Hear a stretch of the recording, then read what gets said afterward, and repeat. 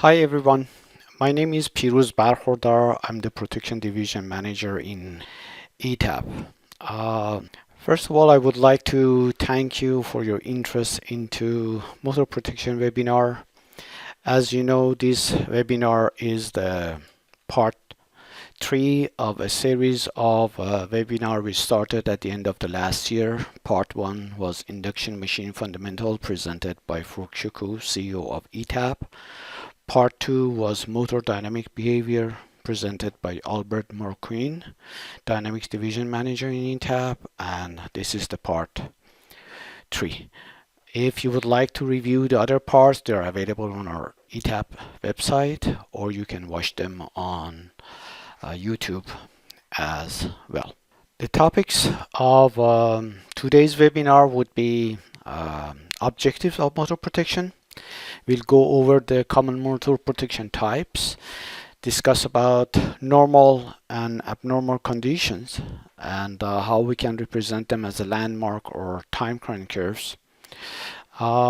We discuss about the nameplate of the motor to make sure that you have proper understanding of how to extract the data from the nameplate and represent it or simulate it in the time current curves. Discuss about overcurrent protection concept and criteria. Go through the typical schemes for motor protection based on voltage and the size, and provide you with some suggestion or guidelines for applying the settings based on the standards. And at the end, we'll go over the auto evaluation application, which is a new powerful tool we added in ETAP version 14. So this is something that you can review the full capability in a separate webinar, but in this webinar we'll go over the motor protection in a specific. Okay, let's start then. The objective of the motor protection is not different than other types of apparatus or equipment protection. The first objective, as usual, is the human safety, prevent the injury and fatality to the personnel who's working on the equipment. And the second objective is protection of the equipment itself, meaning permit or allow normal operation of the equipment, in this case in the motor, and make sure your protective devices have no interference with the operating characteristic of your motor. At the same time, we want to make sure if there is any abnormal condition, if there is a fault, overload, short circuit, any excessive current, when we are talking about the overcurrent protection, we want to make sure that we can detect that specific event or abnormal condition and isolate their equipment from the rest of the system and avoid any damage to this equipment. At the end, reliability and the cost is a target. Typically what we want to have is to achieve maximum reliability for protection at minimal cost. This is kind of art, but at the end you need to make a compromise between the protection cost and machine operation value. As we said, in this webinar, our focus would be on the overcurrent protection, or as they call it, inverse definite minimum time, or IDMT protection. And overcurrent protection typically is split in two parts, overcurrent and the differential. We'll mainly focus on the overcurrent, and we'll have a brief review of the differential, which would be summation of the currents. Other types of the protection would be voltage protection for under, over, or unbalanced voltage, and single phasing, which would not be part of this webinar. You can also have RTD, resistant temperature detector, limitation number of starts and time in between, loss of load protection, reverse spin, surge protection, breaker failure, distant protection, and so forth for motor. This is just for your information that naturally in such a short period of time we have for this webinar, we won't be able to cover them all. The only thing you should know is when we are talking about the motor protection and the difference between induction and synchronous motor protection, the main difference is excitation protection. Naturally, for synchronous motors, you need to have excitation protection. And excitation protection is split in two parts: out of step or loss of synchronous with the connected network, and loss of the field supply protection. These are the two additional fields of protection which synchronous motor would have on top of induction. As we said, overcurrent protection criteria would be based on permitting the normal starting and running condition of the motor. This means we should permit maximum permitted current and working condition of the motor. This working condition means temperature, the cooling media that you have, elevation, and etc. For the protection, we should protect the motor against any abnormal overcurrent condition. These abnormal overcurrent conditions are represented by excessive operating and true fault current, which can be caused by design, installation, ambient temperature, or incident during the running or starting of the motor itself. We represent these normal and abnormal conditions on a log-log TCC curve. The vertical axis is the time and the horizontal axis is the current. So what you would have as the normal operating condition would be an starting curve for the motor, which would start with the magnetizing inrush current. Typically this magnitude would be 1.6 times of the lock rotor current. Then it would come and reach to the acceleration time when the motor has actually started and it's reaching the full load current. As can be seen in this slide, the induction motor operating characteristic has a dependency on the voltage. As it's been discussed in previous part of the webinar, the acceleration torque of the motor depends on the voltage. This means the motor starting curve has a linear relationship to the square of the voltage. This means that if you have 10% voltage drop, or your voltage is at 90% of nominal voltage, the actual starting torque of the motor would be reduced by a square of this amount, which would be 81%, equivalent to 19% torque drop. Drop in the starting torque means the motor would have less acceleration torque because the load torque remains the same. So the starting time for the lower voltage would be higher, as you can see, or longer.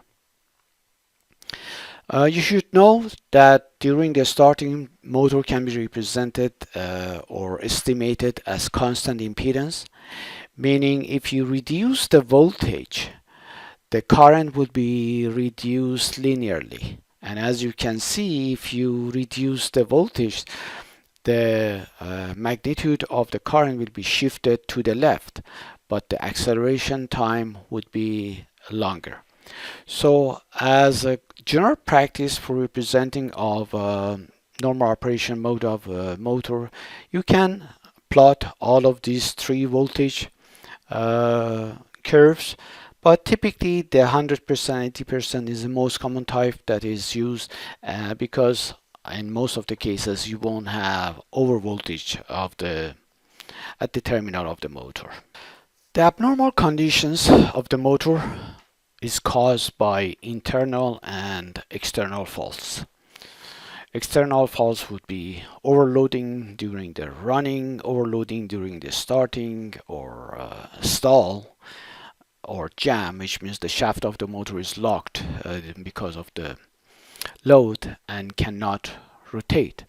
It could be caused by phase or ground faults on motor feeder, or under voltage or unbalanced voltage or unbalanced loading. The internal faults of the motor are typically the interwinding faults, or between the winding and the body of the motor, which would be the ground faults.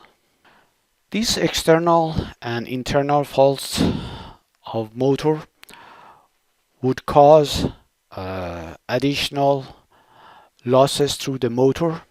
So the motor would be exposed to excessive thermal energy caused by the current, and with linear relationship to the square of the current. So the current by itself and any unbalance in the current in the three phases, together with the starting current of the motor, would add to the total thermal energy that the motor can withstand.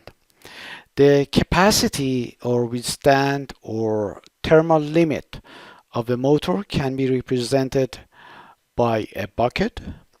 This bucket has a limit representing the motor thermal capacity or thermal limit, and this bucket will be filled by different sources of the thermal energy, which would be the motor losses, the I squared T in the stator.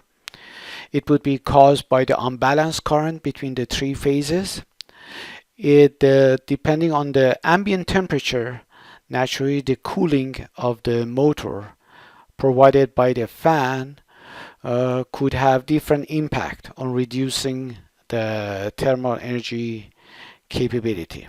So altogether would give you a thermal energy capacity or thermal limit curve. These thermal limit curves are represented on the TCC curve as stator and rotor plot curves. As you can see, these curves, this is for the rotor and this is for the stator.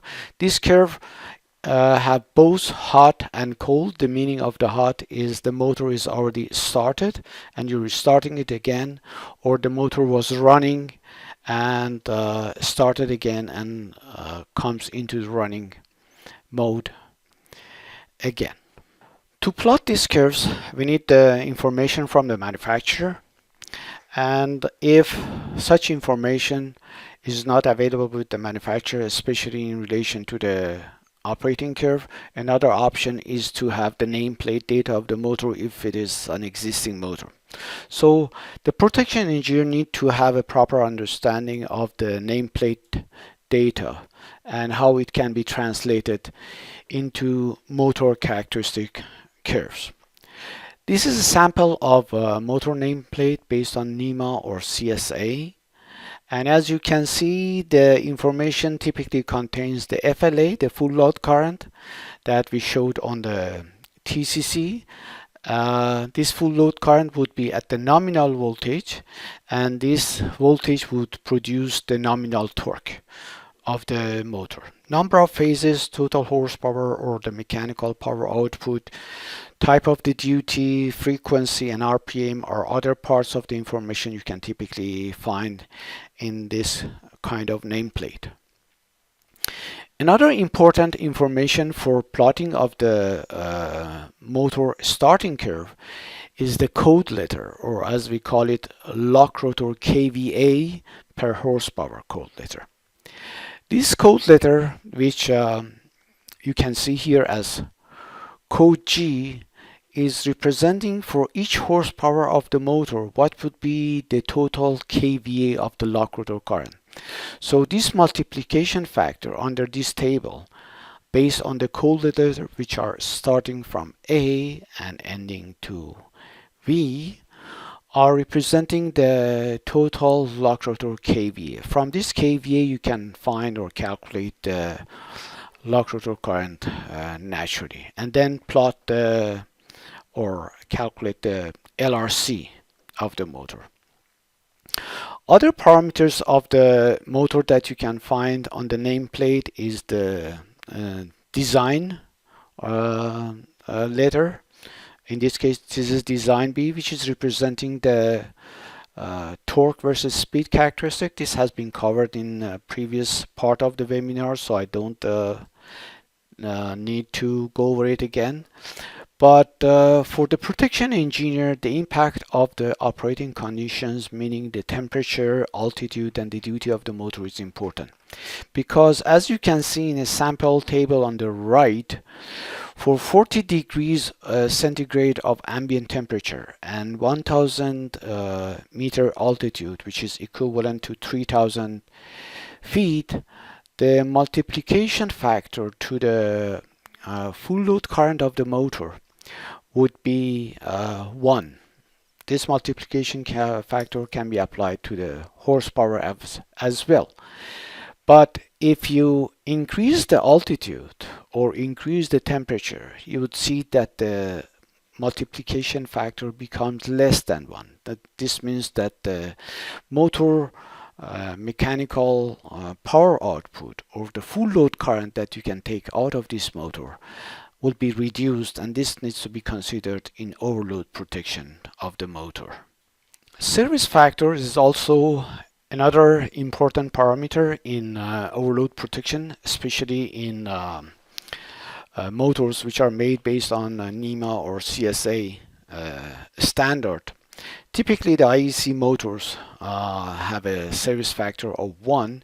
This multiplication factor is applied to the rated horsepower, meaning it will be applied to the full load current of the motor too. So for overload protection, you need to be aware of this service factor and naturally permit the overloading of the motor based on service factor and adjust your overload protective devices accordingly.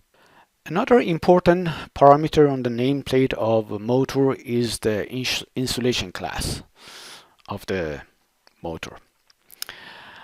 Based on NEMA, you can have 4 classes of the motor, which is representing the maximum allowed temperature of the motor.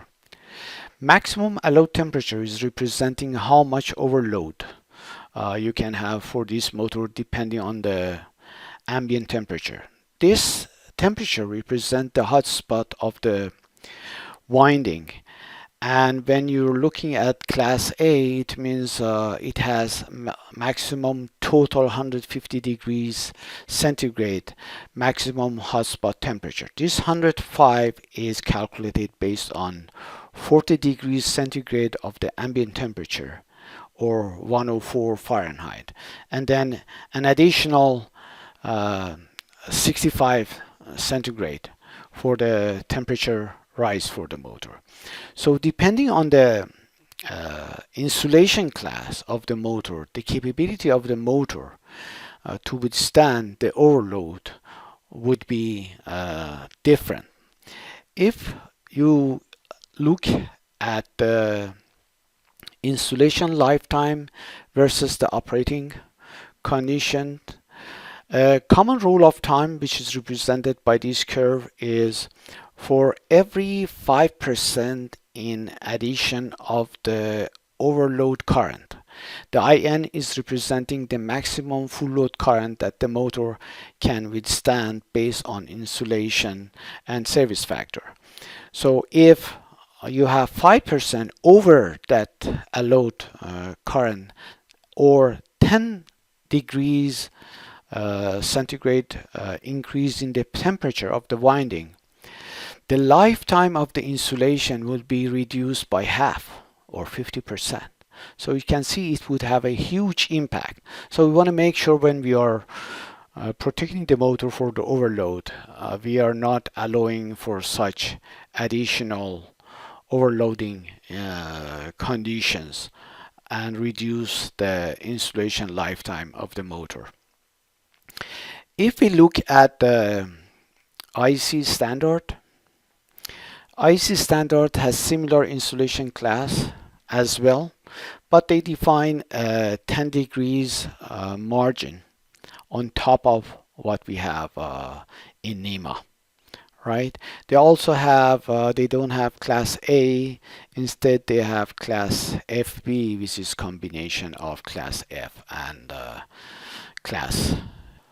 So after knowing the operating characteristic of the motor based on the nameplate or manufacturer provided data, we can plot the starting and running curve of the motor.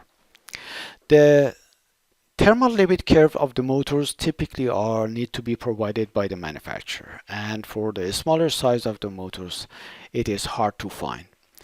But at least you may predict or guess this stall point, these two damage points, which is the maximum withstand capability or thermal limit capability of the motor at locked rotor current. For the NEMA motors, typically this is 20 seconds. And for the IEC motors, this is typically 10 seconds. You need to verify this information or data with the manufacturer. But if there is no other source, that could be used as the typical value. But at the end, the time current curve of your protective devices should be plot and set in a manner to have a margin between the TCC of your protective device and operating curve of your motor, and interrupt the fault current beyond the locked rotor current at the minimum time, and at the same time reduce the duration of the fault for any current between the full load, nominal permitted full load current of the motor, up to maximum locked rotor current beyond the withstand capabilities. So the time current curve of the device should be to the right and above of normal operating curves, and should be to the left and below of the thermal limit curves, and at the same time it should limit the magnitude and duration of fault currents, as you can see here. Now let's have a look at the typical protective devices that can be used for overcurrent protection of the motor. The first item is the switching devices such as starter or contactor, as can be seen here, or disconnect switches or breaker. The next item is overload relay, which is having a thermal or bimetal heater if it is thermal heating relay. If it is electronic, then it would have protection element such as thermal, which is resembling or representing the same behavior of the thermal. Additional, it may have acceleration, jam, ground, neutral, negative sequence, or unbalanced current as well. Another type of the relay which is used for protection of the motor is called the overcurrent relay. The protection element in this type of relays is phase, ground, neutral, and negative sequence. But you can find relays which is a mix and match of both. You can have overload, or you can call them overload or overcurrent, or the mix of both. It doesn't matter. What is important is being able to present the protection element or the functionality of the relay properly. Differential relay is another type of the protective device that is commonly used for larger size of the meter, for larger size of the motors, and typically is protecting the motor for the internal faults. Fuse, medium voltage or low voltage, and low voltage breakers are the most common type of the protective devices you can find in the low voltage system. The design of the protection scheme for the motor depends on multiple parameters. The most important part, or the most important parameter or factor for design of the protection scheme, is the motor size and voltage. Naturally, the larger size that you have, the larger voltage you would have for the motor. It means that the investment for the equipment is higher and justifies the higher investment for the protection of it as well. This is a sample table to tell you what would be the typical size of the motor based on the voltage. As you can see, for 460 volt, which is in US or North America, up to 500 horsepower motors can be installed on 480 volt, which is the nominal voltage. This is the motor voltage nominal, and this is the system nominal voltage. But practically the size of the motor for the low voltage is limited to 250 unless there is a requirement or necessity or justification for it.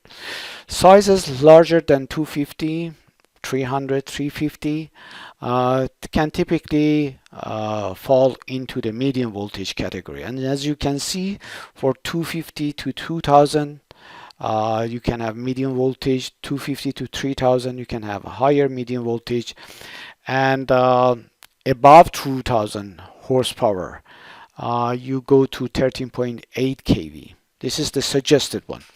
This selection is based on multiple factors. As you can see, it is motor characteristics, availability of the protective device for that amount of the current, the type of the application, maintenance, and so forth. So one of the major item, as I mentioned in the beginning, is the size and voltage to predict the typical protection scheme for this motor. If you like to have further information regarding this typical scheme or suggested scheme for protection of the motor, this standard IEEE Pre-2004, which we have an approved draft of it, but soon it will be turned into an official standard. It's a good one for reference. Also, the C3796 Guide for AC Motor Protection is a good reference for motor protection. All of these standards needs to be reviewed and used as the reference for the motor protection, depending on which part of your world you are and who's the jurisdiction having authority for the installed equipment. So this standard needs to be reviewed, need to be known, and set the setting based on this standard, unless you have a justification not to follow. Talking about the typical schemes for the motor,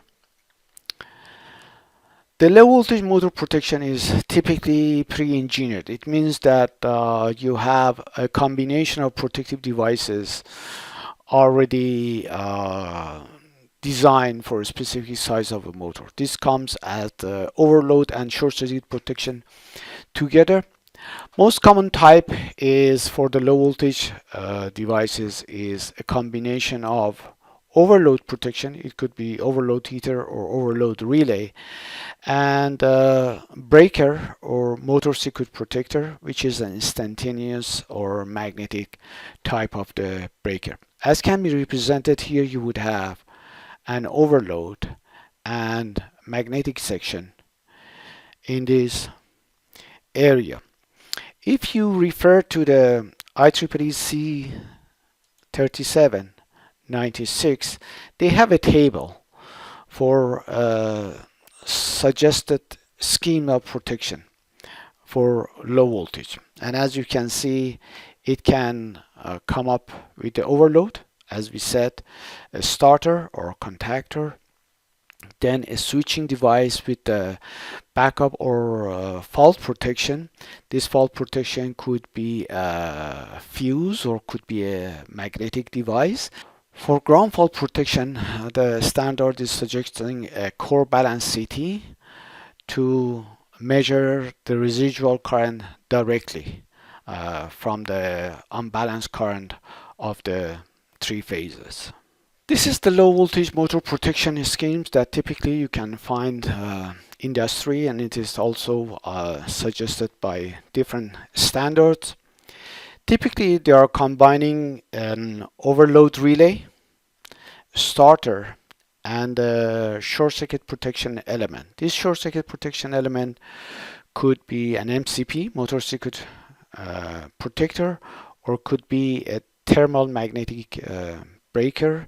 This thermal magnetic breaker, if the withstand fault current of the breaker is not sufficient, could be supported by a backup protection like a fuse. If you don't need a breaker in this case, you can replace it with a fuse and then have a switch upstream of the fuse.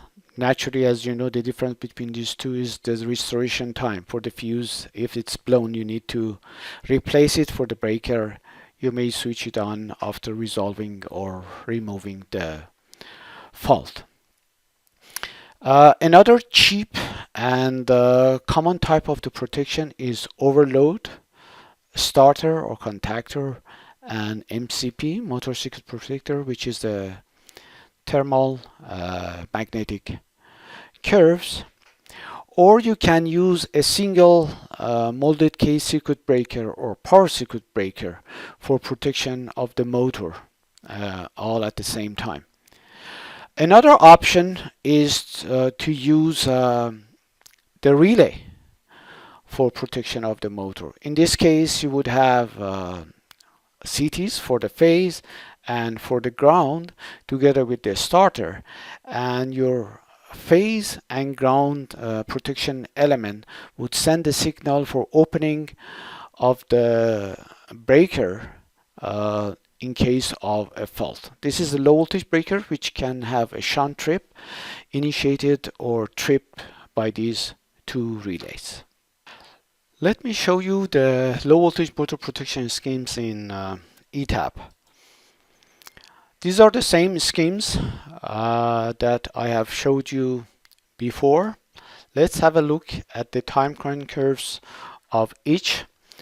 The first one, as you can see, is the low voltage motor with the overload relay and molded case circuit breaker with the fuse backup.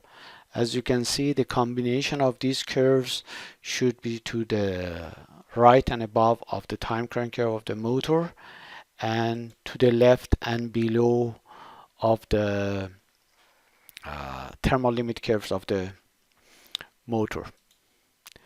The second one is a combination of fuse and overload. As you can see, the fuse is used for the short circuit protection and overload is used for the overload protection with the same concept.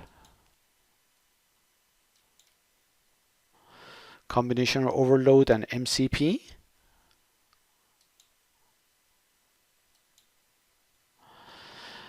A single breaker with a solid state trip unit for protection of both operating and thermal limit curves of the motor as one.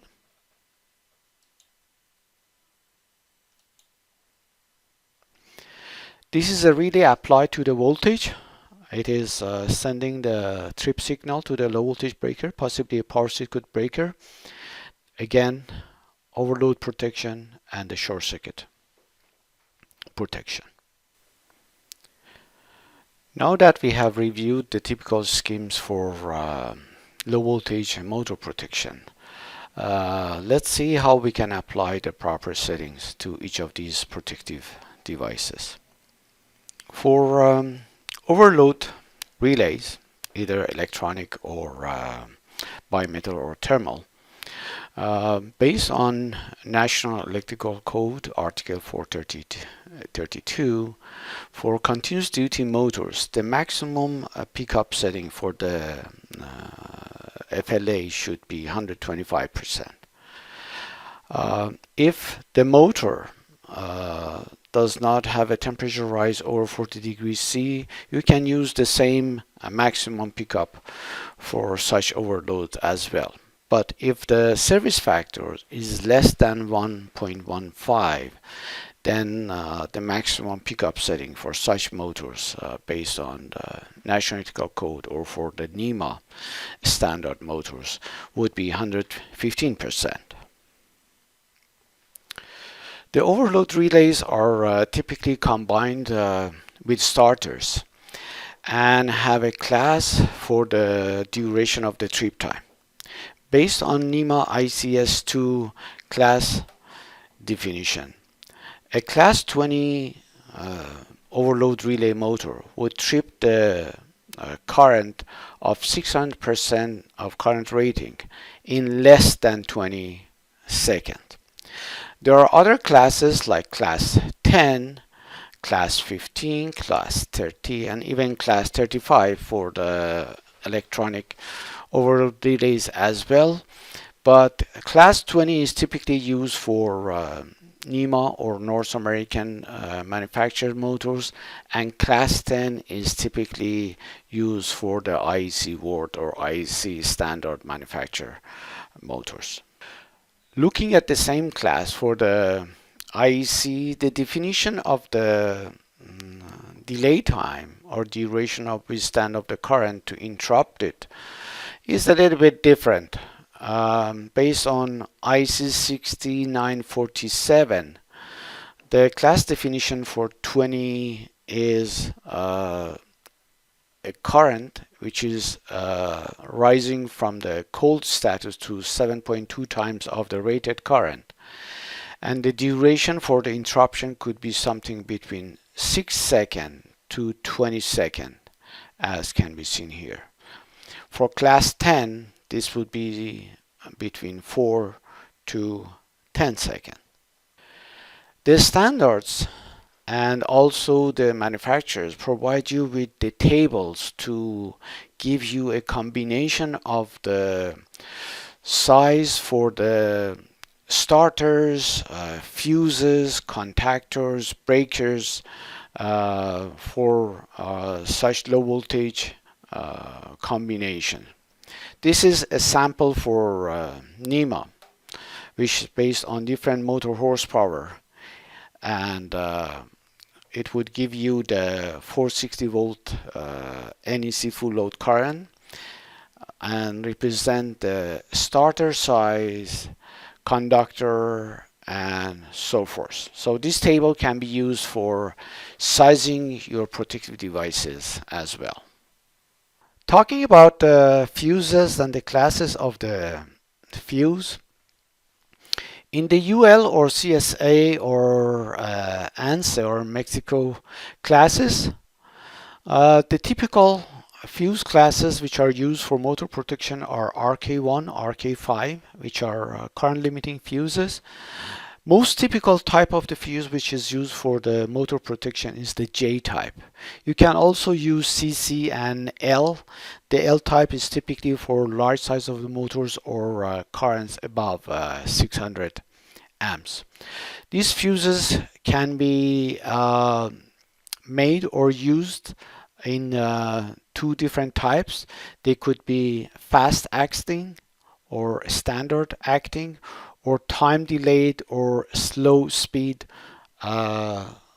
which means the opening time for the fuse would be 10 seconds at 500% of the current rating. For the IEC, we have a different standard, 6269. The IEC is representing the fuse by two letter code. The first letter is representing either it's a short circuit protection only or it is a general purpose protection. And the second letter is representing the most practical application. So D is representing a fuse which would be equivalent to North American fuses for motor circuits, UL248 fuses, and the G for general purpose, and M is for the motor.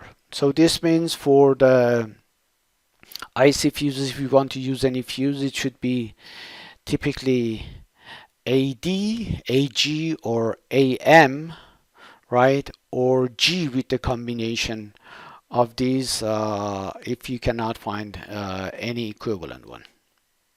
Fuses typically cannot provide a full range of overload protection. Newly made fuses have a special characteristic that to some extent provide the full load current or overload protection as well. But typically the fuses are combined with the overload protection, and the fuse itself is used for the phase and ground fault protection.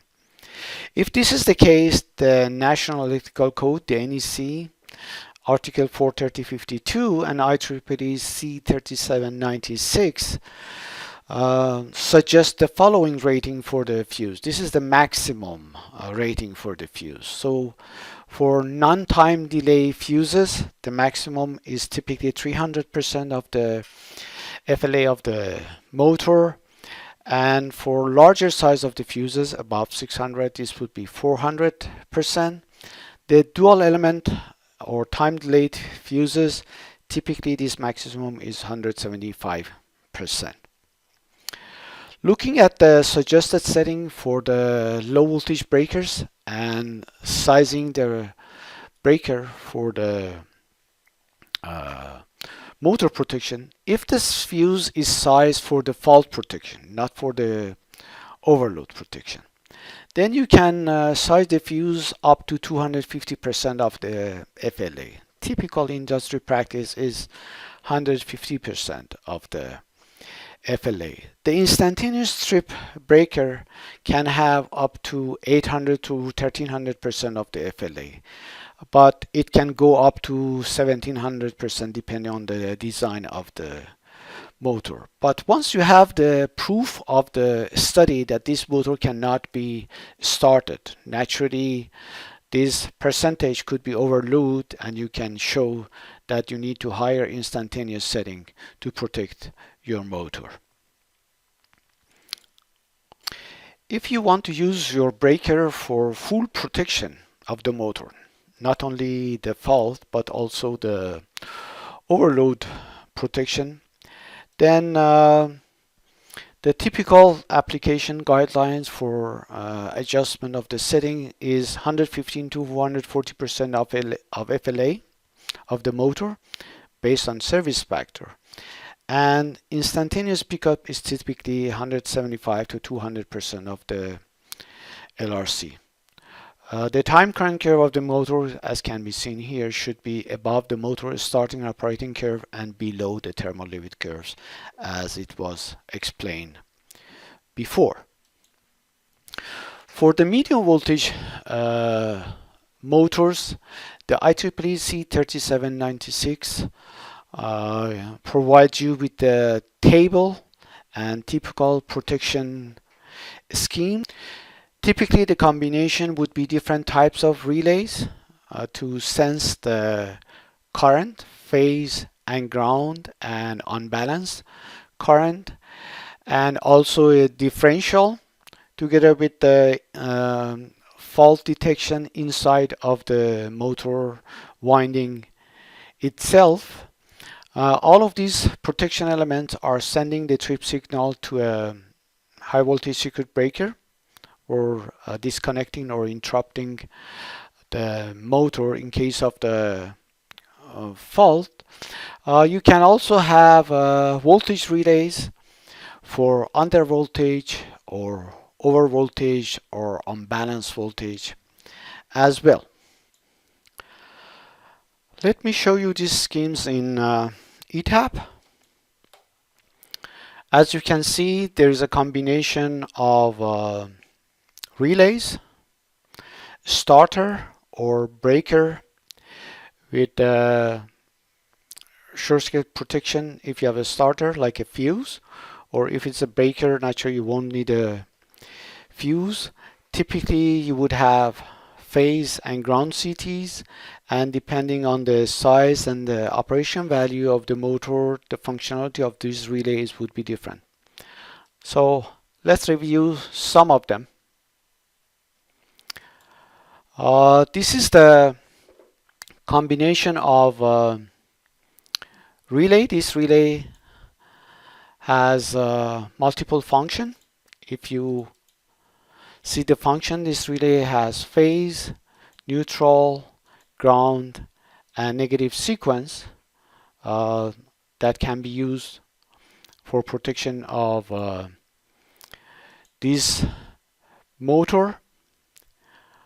The next one is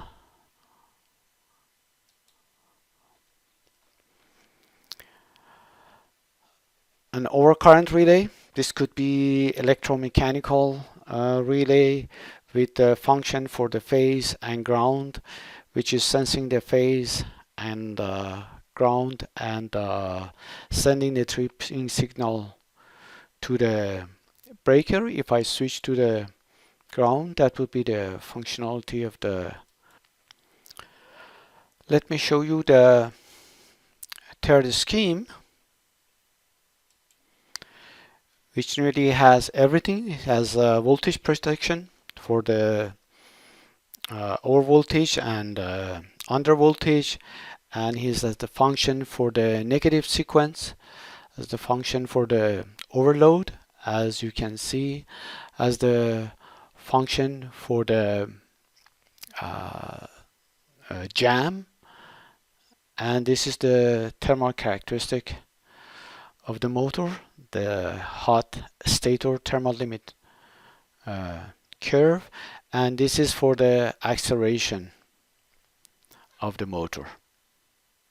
As we have seen, different types of relays have the role of protection in medium voltage motors. Below is the typical application of different protection elements for relays. The 49, as can be seen, is typically used for the overload protection and start failure. The 51 time overcurrent can be used as an alternative for the overload protection, especially with the new microprocessor relays. It can also protect the stator, rotor, and stall landmark or the damage point. The IOC or 50 functional protection element is used for the short circuit, and depending on the type of the CT you are connecting to the motor and location of the CT, you can use the ground and neutral with a combination of 51G, 50G, or 51N or 50N for detecting of the earth or ground faults. Let's have a look at the suggested pickup for fault protection by the TOC or 51. The overload protection of the 51 is similar to the overload relay, so we don't need to repeat it again. But for the fault protection, typical range of setting for the pickup would be 150 to 175% of FLA of the motor.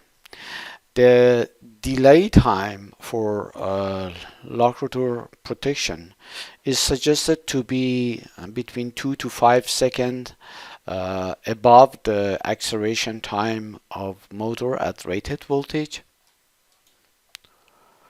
or 10 to 20% time margin above starting time. For the phase unbalance or unbalanced current, the negative sequence current pickup is typically set at 15% of the nominal FLA of the motor with the delay to between 2 to 5 seconds. The ground pickup of the overcurrent relay depends on grounding connection, and you set it up in a manner to avoid false tripping due to unbalanced starting currents. This unbalanced starting current depends on the type of the measurement you have for the residual current. If you have core balance CT or individual phase CT residually connected outside of the relay, and in any rate you need to set it up at minimum possible setting with minimum delay, but avoiding any false tripping due to these unbalanced currents. As we discussed for the ground function, one of the parameters defining the setting for the pickup is type of the measurement for the residual current or the ground current. The suggested approach for measuring of such current is through core balance CT or toroidal or donut CT.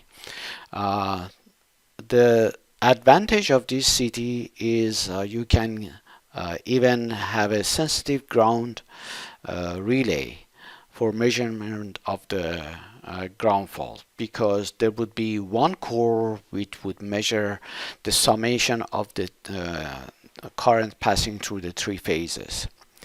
But if you look at the other alternative, which would be residually connection of the phase CTs, this would typically lead to some errors. These errors are caused by dissimilarities in burdens of each phase and unsymmetrical saturation for each type of CT, even if they are same model, same type. So you cannot guarantee that they are ideally the same.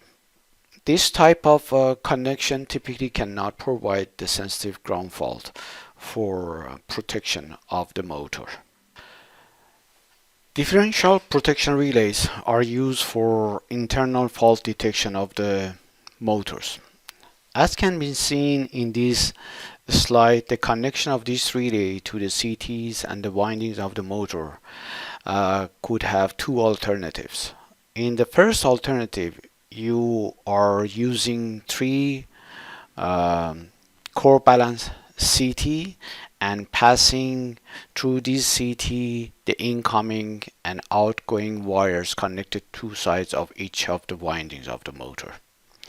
In the second alternative, the differential has 6 CTs. 3 of them is connected to incoming feeders of the motors at the terminals, and then 3 of them would be connected at the other end before connection together or connecting to the ground. Now let's have a look at the capability of auto evaluation for motor protection. In ETAP, as I mentioned before, starting from ETAP version 14, we have added a new feature which is called Star Auto Evaluation. What it does, it is simply evaluates any existing setting for any type of apparatus, including the motor, like these low voltage motors that I showed you before, and provides you with the graphical and tabular format of the result, and you can adjust this setting on the fly. Instead of explaining, let me show you how it works. So you can simply select all of the motors in a single click or one by one, whatever you choose. So in this case, I've selected 5 motors. When I select these motors, you can see on the right, the Star Auto Evaluation button becomes enabled. So I simply press this button. I've already selected the name for the report, which is Auto Evaluation. And then the program would create a tabular format with a graphical presentation of result for motor protection, and for each one of them it would tell you what are the areas of the concern. This setting could be as found setting at the site, or this setting could be the initial setting that you can pick up by selection of any protected device model from ETAP library. So starting from the top, you see for this specific motor, the program has highlighted the areas of protection problem. As you can see, for motor protection, we provide you with the motor ID as the name of the zone, the device ID or the protected devices which are protecting the motors, type of these devices. Then we evaluate the motor protection versus pickup limit, pickup range. We evaluate it versus the FLA, full load current of the motor. the acceleration time, lock rotor current, and all of the damage curve, which would be rotor damage curve or stall times or stator damage curve, all of them.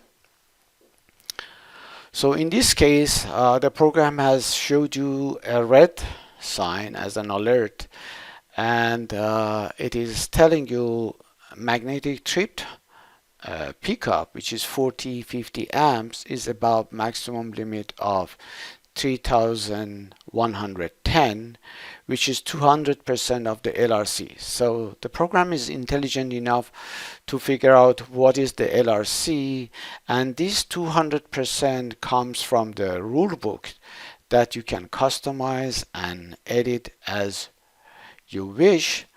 This would be the protection for the motor, and as you can see, for different types of protective devices, including the low voltage breakers such as thermal, magnetic, or magnetic, we have set the maximum to 200%. This is industry practice. You can increase it up to 250 as well. So that's why it has highlighted this area.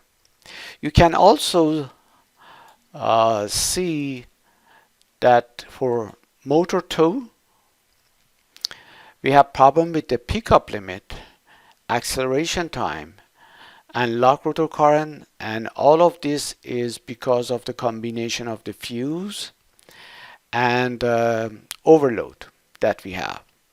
So to fix the problem, for instance, you can simply from the graphical view adjust the fuse, and as soon as you adjust it, the program would let you know if everything is okay for the pickup, FLA, acceleration, lock rotor current, and the damage curve. And notice that the program is also intelligent enough to combine the two curves and make sure the combination of the two is representing the lowest curve of the combine. We can do the same thing for other ones.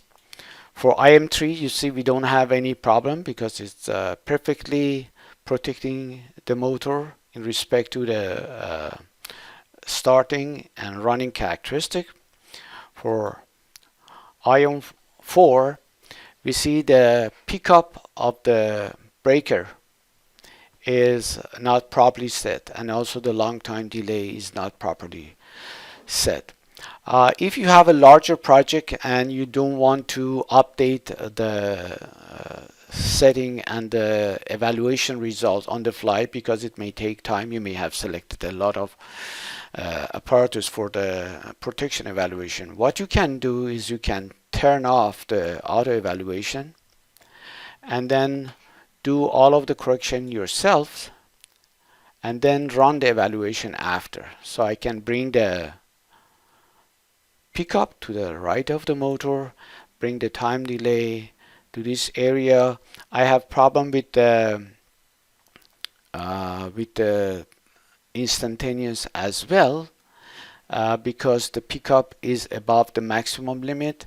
Let's see if I can correct this. And you can see if I'm accounting for the 100% motor voltage, then this does not work.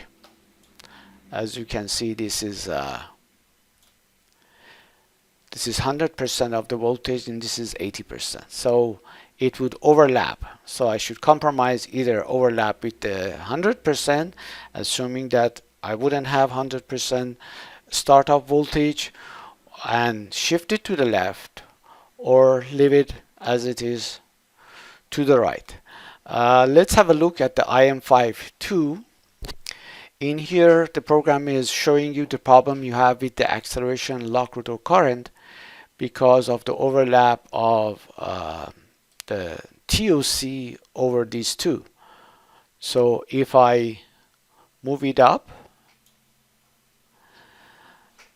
then I look at the curve and see it should be fine. But as you can see, the Left side is not updated. The tabular format is not updated because you have asked the program to don't run the evaluation till you're done. And notice that the evaluation turns into orange, meaning that the evaluation result for the tabular section and the graphical section are not synced, and you need to run it. So as soon as I press this button, then you would see everything based on what we have set. And as I said, for the instantaneous, you have no other choice. You have to live with it. We are fine with IM3. We are fine with IM2. With IM1, we need to adjust the setting for the instantaneous, but that's what is mentioning for the instantaneous. We can do that, but you see the magnitude of the value is 13600 and still it is above 3110. So this magnetic setting has discrete setting, so you can only go between 7 or 8, and if you select 7,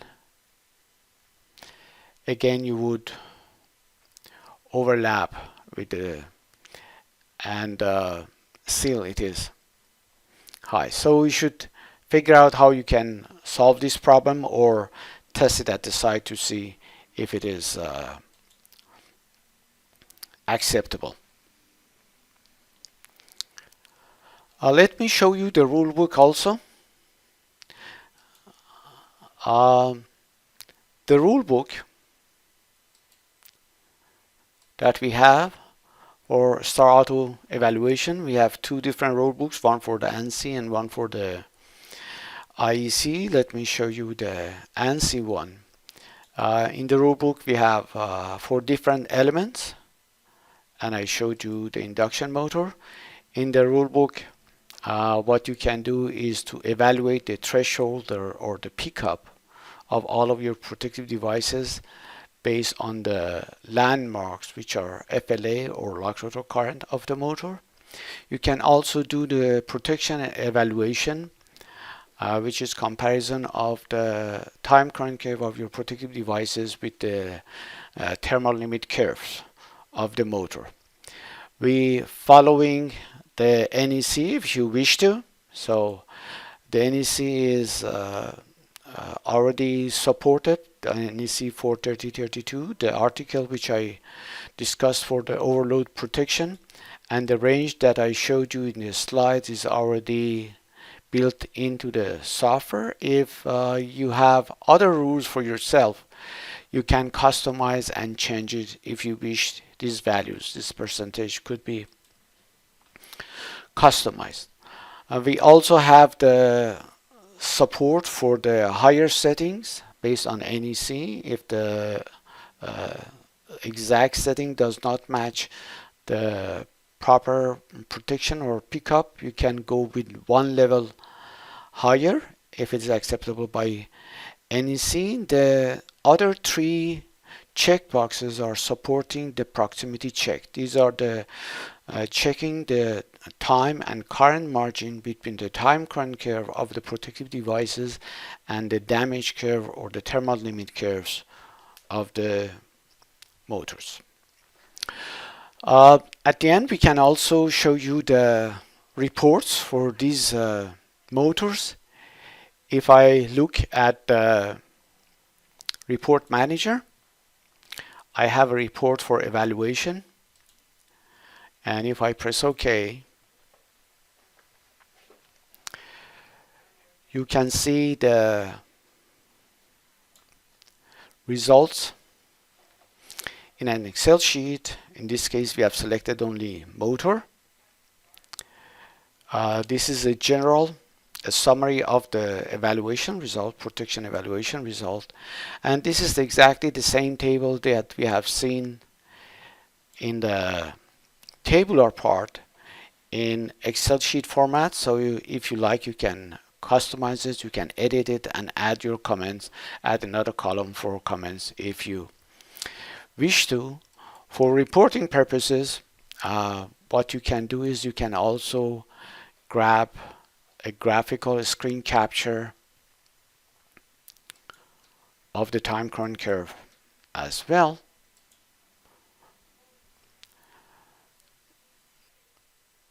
I can simply press this button, then left click on the TCC, then the program would grab a screenshot of this graphical portion that you can paste it in any third-party application like Microsoft Word. So if I open a Microsoft Word document, I can simply right click and select paste, and you would have the graphical capture of the TCC as well. You can combine it as part of your report if you wish. I hope this webinar was found useful. At the end, I would like to thank you for your time, your patience, and attention.